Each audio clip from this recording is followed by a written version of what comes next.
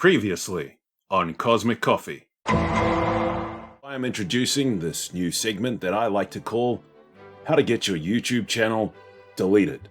1 week later. Welcome. Turns out my bold prediction came true. My last video got deleted by YouTube for violating its terms and conditions related to the disease that cannot be named.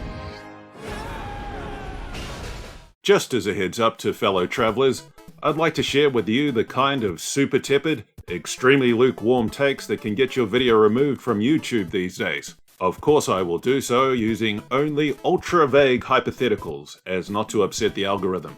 So bear in mind that the following scenario is in no way related to real-world events. It is purely a thought experiment. And by the way, this is not medical advice. Imagine, if you will, for a moment. Disease X is spreading far and wide across the land. We've developed a magical elixir to help contain the scourge. But we've got a couple of little issues that might make using it risky.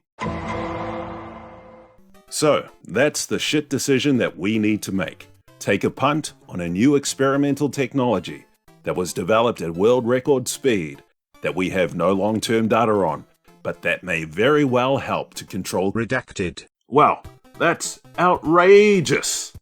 Unbelievable. The audacity to come out, in this totally hypothetical scenario, and say something so absurd to lower myself to telling the truth. It's an absolute scandal. And of course I'm referring to a completely imaginary situation that never happened. So maybe YouTube is not the platform for discussing important issues. Gotta keep those advertisers happy, eh? I get it.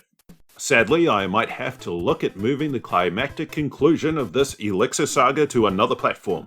Spoiler alert. The whole point was to figure out how to make good decisions in a complicated world. And that's going to continue to be the point for as long as this channel lasts.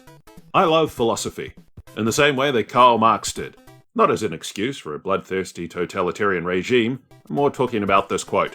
The philosophers have only interpreted the world in various ways. The point, however, is to change it. I'm interested in a very practical philosophy. Take it away, Naval. This really is a discussion of highly practical philosophy. Philosophy, as we normally think of it, is impractical. It's something that's put up on a pedestal. It's something that was written a long time ago in fancy language, very abstract, very obtuse, and perhaps some of it feels like truisms to us and some of it feels unapproachable. But really, for anyone, if you live long enough, you become a philosopher because you start trying to solve the big problems in your life. And the big problems are the old ones. They're the ones that we've been trying to solve since the beginning. How do I stay happy? How do I become healthy? How do I become wealthy? How do I raise the family that I want? So what this podcast is about is the practical philosophy that we have confirmed for ourselves. With that in mind, I'm going to start a new series shortly about what is the best story for being alive, called The March of the Ideologues. What you think about why you're here definitely informs your decisions, so we'll be looking into that. Thanks for watching, and party on, dudes! Excelsior!